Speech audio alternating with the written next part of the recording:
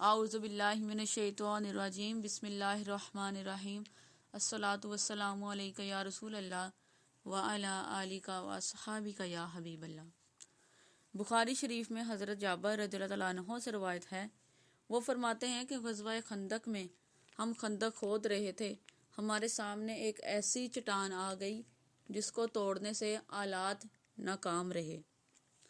غزوہ خندق کے موقع پر حضرت سلمان فارسی نے مدینہ کے ارد گرد خندق کھودنے کا مشورہ دیا تھا، جو بارگاہ رسالت صلی اللہ علیہ وآلہ وسلم میں مقبول ہو گیا، اور آپ صلی اللہ علیہ وآلہ وسلم نے خندق کی کھدائی کو صحابہ کرام میں تقسیم کر دیا۔ صحابہ کرام حضور صلی اللہ علیہ وآلہ وسلم کے حکم پر لبیک کہتے ہوئے خندق کی کھدائی میں مصروف ہو گئے۔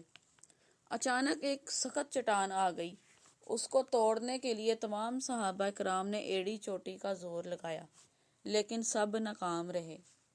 تھک ہار کر بارگاہ رسالت صلی اللہ علیہ وآلہ وسلم میں اپنی مشکل کشائی کے لیے حاضر ہوئے۔ آپ صلی اللہ علیہ وآلہ وسلم نے فرمایا، اس چٹان پر پانی چھڑکو۔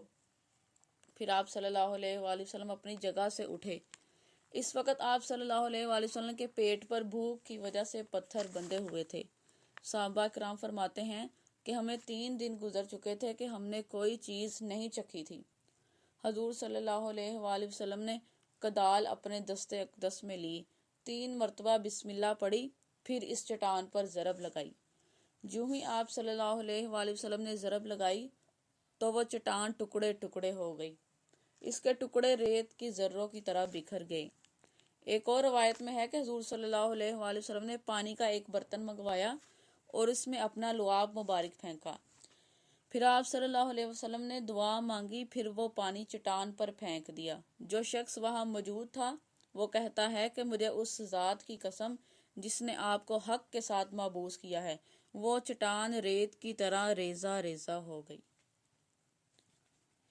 اس واقعے سے ہمیں یہ درس بھی ملتا ہے کہ جب مشکل آ پڑے یا آفت ٹوٹے تو اللہ والوں کی بارگاہ میں حاضر ہونا چاہیے۔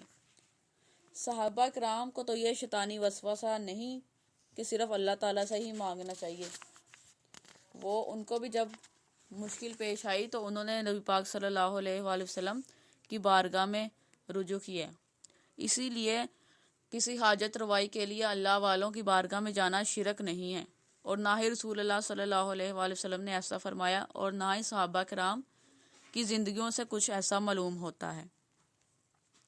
اعلیٰ حضرت امام احمد رضا خان رحمۃ اللہ علیہ فرماتے ہیں، بخدا خدا کا یہی ہے در، بخدا خدا کا یہی ہے در، نہیں اور کوئی مفر مکر، جو وہاں سے ہو یہیں آ کے ہو، جو وہاں سے ہو یہیں آ کے ہو، جو یہاں نہیں تو وہاں نہیں۔ وما علینا الا البلاغ المبین۔